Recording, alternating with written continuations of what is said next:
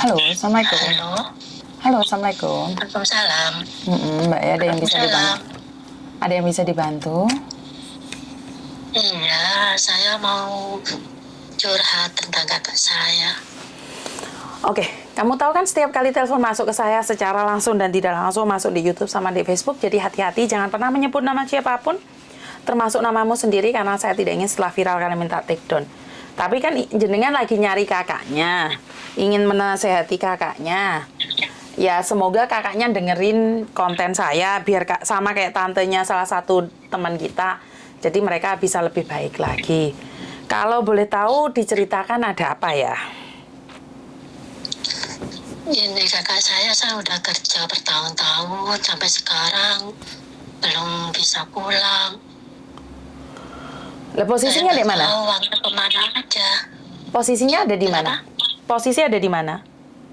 Sekarang kerja di Singapura. Sekarang orangnya ada di Singapura. Iya, Terus sampean sendiri posisinya di mana? di Indonesia. Oh, mbaknya ini di Indonesia. Jangan pakai handfree ya, suaranya meletek-meletek. Jangan ditiupin ya. Oke, sampean ada di Indonesia dan saudaramu ada di Singapura. Benar tidak? Iya, Di Singapura sudah berapa lama kalau boleh tahu?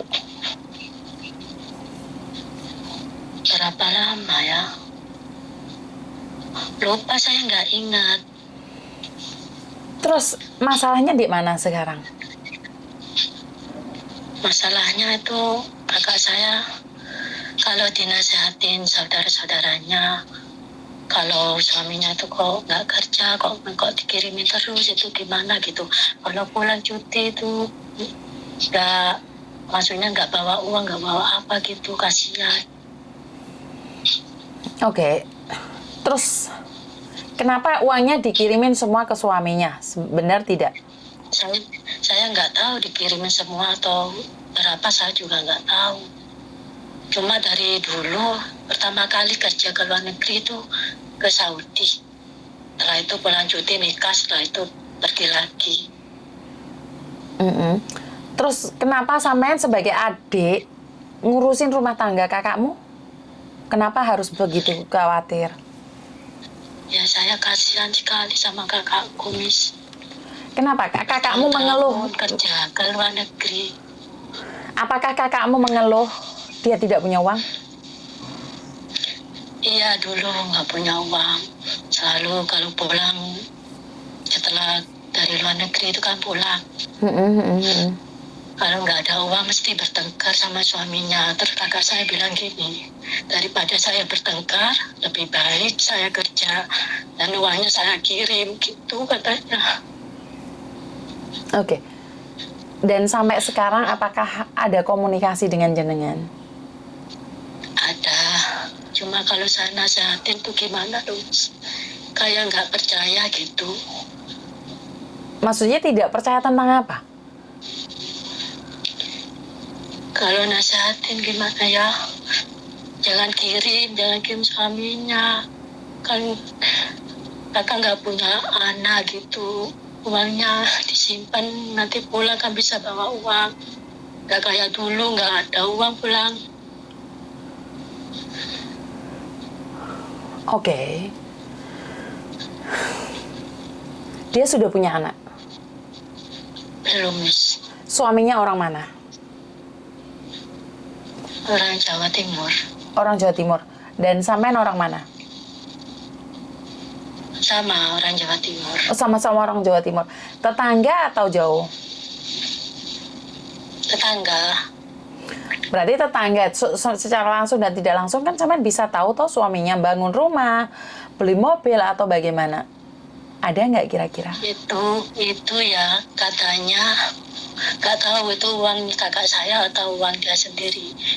Ngaku-ngaku ini uang apa, ini rumah saya, uang saya. Saya nggak tahu apa ini uang kakak saya yang dulu pernah kirim, bisa apa dibuat bangun rumah atau enggak. Yang ngaku-ngaku kalau rumah itu yang dibangun rumah saya, gitu katanya. Oke. Karena ini adalah masalah rumah tangga ya. Saya itu takut memberikan nasihat pada orang yang rumah tangga, karena dalam rumah tangga kan kita tidak tahu apa yang terjadi. Jadi memang saya sendiri tidak berani, Mbak. Kalau orang rumah tangga itu kan suami istri itu hubungannya kan kita tidak tahu seperti apa dan bagaimana. Iya. Suami istri bertengkar, itu wajar. Kita jangan sampai jadi kompor meleduk. Kenapa? Kita masih sakit hati dengan cerita mereka, mereka sudah kelon lagi. Benar nggak? Iya. Jadi kalau masalah rumah tangga itu saya jujur tidak berani menasehati, Mbak. Karena dalam rumah tangga itu kita tidak tahu apa yang terjadi. Kecuali mbakmu sendiri yang telepon terus curhat gitu, aku bisa bicara. Tapi kalau orang lain yang berbicara, takutnya jadi salah paham. Bener nggak? Karena dalam rumah tangga itu banyak sekali yang terjadi. Karena dulu, ini pengalaman saya pribadi ya, dulu suami saya sama suami saya bertengkar. Dan pada akhirnya saya cerai sama suami saya. Dan saya cerita sama ibu saya, apa yang terjadi dalam rumah tangga saya. Dan kami bercerai, setelah itu saya dan suami saya baikan lagi. Akhirnya saya berbicara dengan ibu saya, Bu, saya balikan lagi sama suami. Tapi ibu saya tuh masih sakit hati. Hah? Bukannya kemarin kamu bilang suamimu nggak baik, nah sekarang kok balik lagi?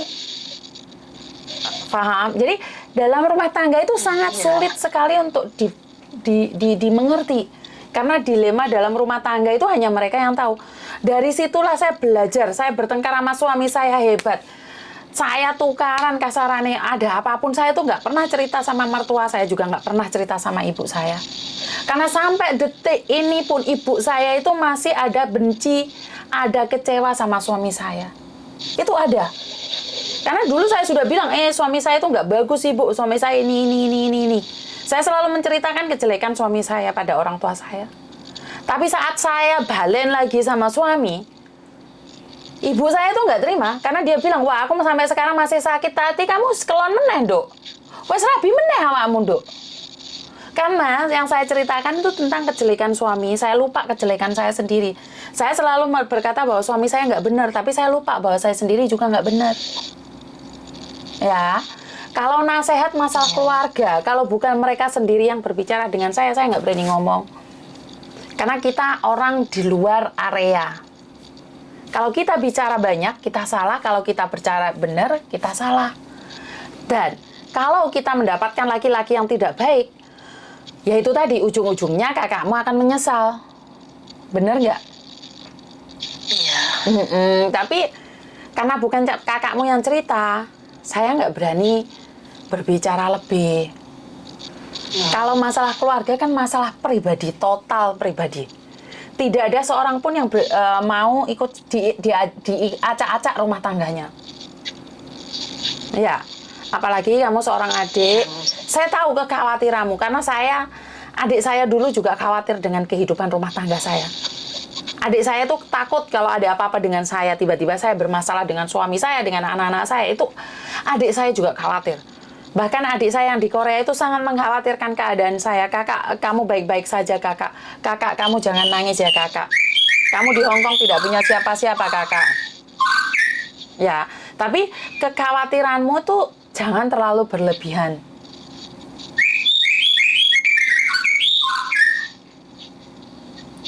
Paham, sayang? Iya, Miss. Jadi masalah rumah tangga, keluarga orang lain, saya tidak berani ikut campur. Dan saya juga tidak berani menasehati, takutnya keliru.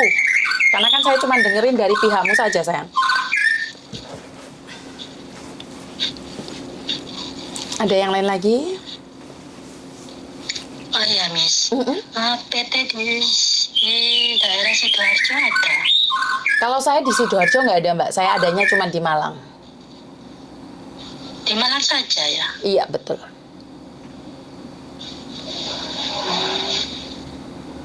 Saya akan kirimkan kalau mau nomornya yang di Malang. Iya, itu maksimal berapa tahun, Miss? Maksimal berapa tahun? Sama sudah ek atau belum? Sudah. Ek mana, sayang? Pertama Singapura, kedua ke Hong Kong. Oh, sudah pernah ke Hong Kong. Umurmu berapa sekarang? 38. 38 masih boleh ya? Maksimal 43 kalau udah ek. Betul. Oh, 43 ya terakhir. Itu harus ke Malang ya, Miss?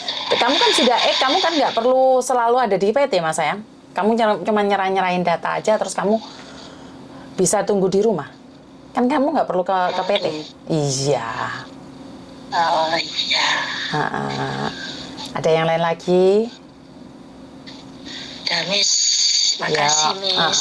Oke, minta nomor itunya ya, Miss. Siap, PT-nya siap. Ya. Siap, sekarang tak kasihkan ya. Iya, makasih, Iya, Miss. Matur suwun. matur Mbah Nun. Oke. Untuk pengetahuan kalian, saya tuh tidak ikut campur dalam rumah tangga karena bukan porsi saya ya. Sebentar ya. Halo. Halo, Assalamualaikum. Waalaikumsalam. Miss, maaf sebelumnya. Handphonemu jangan terlalu dekat.